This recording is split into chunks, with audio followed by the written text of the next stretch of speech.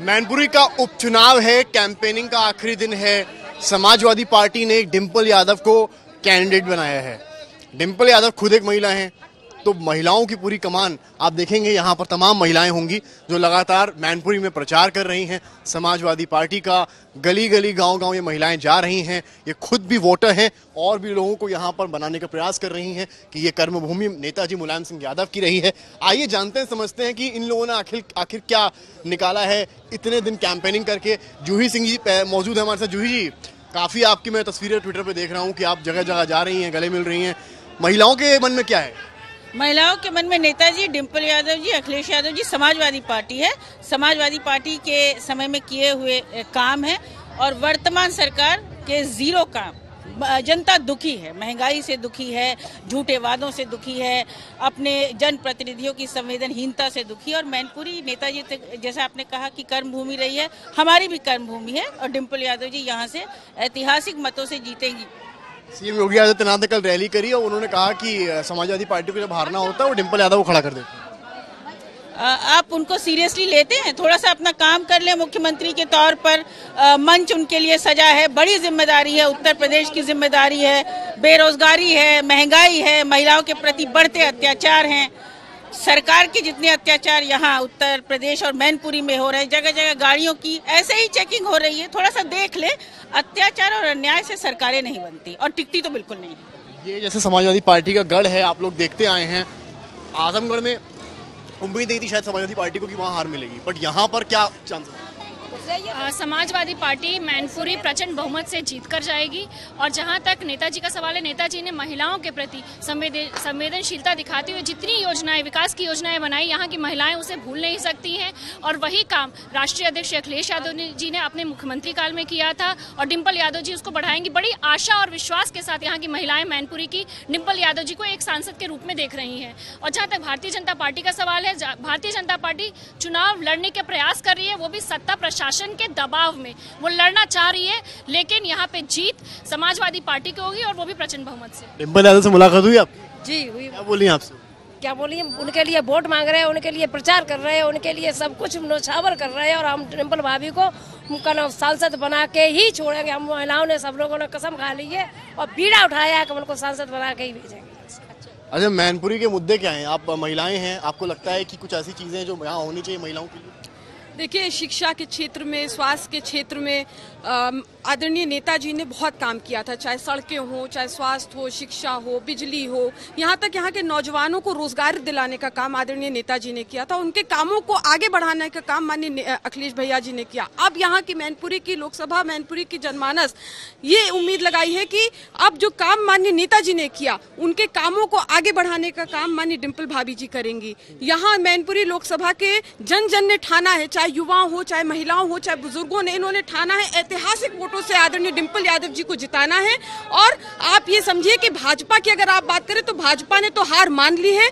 ये चुनाव जो है ये एक तरफा चुनाव हो रहा है। भाजपा ने हार मान ली। बुरी तरह से यहाँ की जनमानस भाजपा को धूल चटाने का काम करेगी। योगी आदित्यनाथ ने रैली करी है और कहा है कि भाई मैनपुरी को समाजवाद नहीं, राम राज्य चाहिए।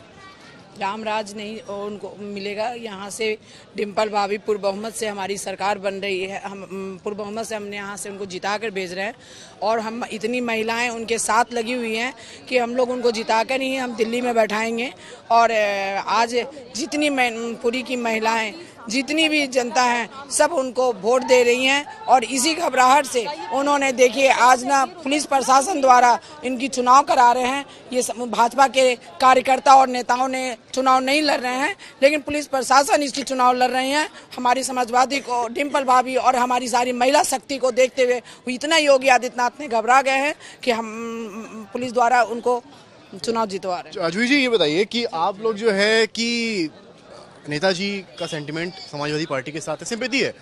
बीजेपी की जितनी रैलीज हो रही हैं, आपको ध्यान अगर हो, वो सब में नमन करते हैं और ऐसा लगता है कि सिंपैथी वोट बीजेपी भी चाहती है। आपको लगता है कि क्या जो महिलाओं से मिली हैं आप जाके, क्या लग रहा है, कुछ है उस तरफ? यहाँ नेताजी मन में है, घर में है, कण कण में है और श्रद्धांजलि उनको देनी भी चाहिए, लेकिन शर्म भी आनी चाहिए कि नेताजी ने जिसको उंगली पकड़ के राजनीति करना सिखाया वो जा करके नेताजी की समाधि पे रोता है और कहता है कि नेताजी की श्रद्धांजलि को मैं हराऊंगा।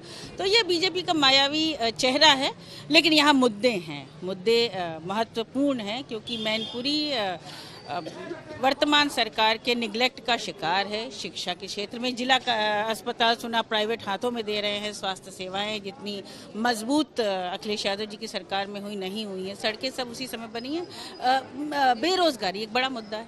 भूपेश बघेल ने कल कहा मैनपुरी में कि नेताजी मेरे सपने में आए और उन्होंने कहा है कि तुम्हें ही आगे ले आना है।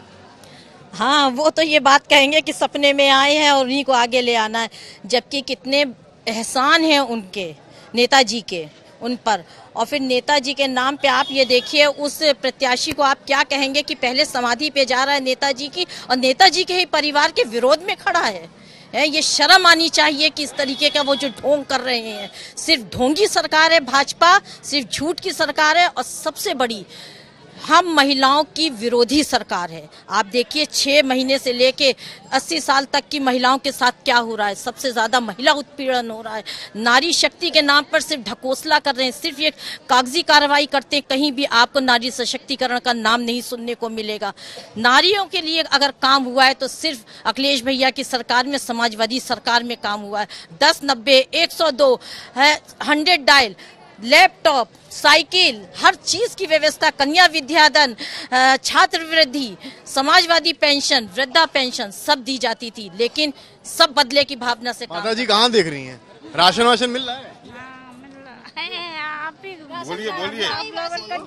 राशन बिलवाने के बारे में कहीं राशन में बिलवा, गैस सिलेंडर दे सो वो भी कुंडन में टिके हैं, वो 1100 का 1200 का भर रहा है, कौन गरीब लोग भरवा ले, मजदूरी है नहीं, कहीं बच्चे सब वैसे ही पढ़ रहे ना। बीजेपी तो कह रही है हमने गरीबों को राशन वाशन दिया है, उसका वोट नहीं मिलेगा। नहीं, कुछ नहीं मिलेगा। 5 किलो राशन से क्या महीना कटता है? 2000 रुपए से किसका महीना कटता है बताइए? परिवार का पालन पोषण मुश्किल हो रहा है। अगर हमारे बच्चों को नौकरी मिलती है भविष्य में तो हमारे लिए वो अच्छा है। 5 किलो राशन 2000 रुपए चाहिए हमें 2000 रुपए नहीं चाहिए। स्कूल में जाके इसमें बिलवाए, बच्चों को खाना खा के भगा देते, बच्चे सब पढ़ाई सब बच्चे की बेकार। बीजेपी तो कह रही है हमने स्कूल यूनिफॉर्म को ही पैसा दिया। कुछ नहीं किया है, गरीब गरीब को कुछ नहीं आता। यूनिफॉर्म से क्या होता है? राशन खिलाने से अब क्या होता है? बच्चों को एक टाइम खाना आप दे रहे तो उससे होगा क्या? बच्चों भविष्य बन रहा है क्या? आप बच्चों को उनको उज्जवल भविष्य बनाइए ना, शिक्षा मुफ्त दीजिए, आप उनको इलाज मुफ्त करवाइए।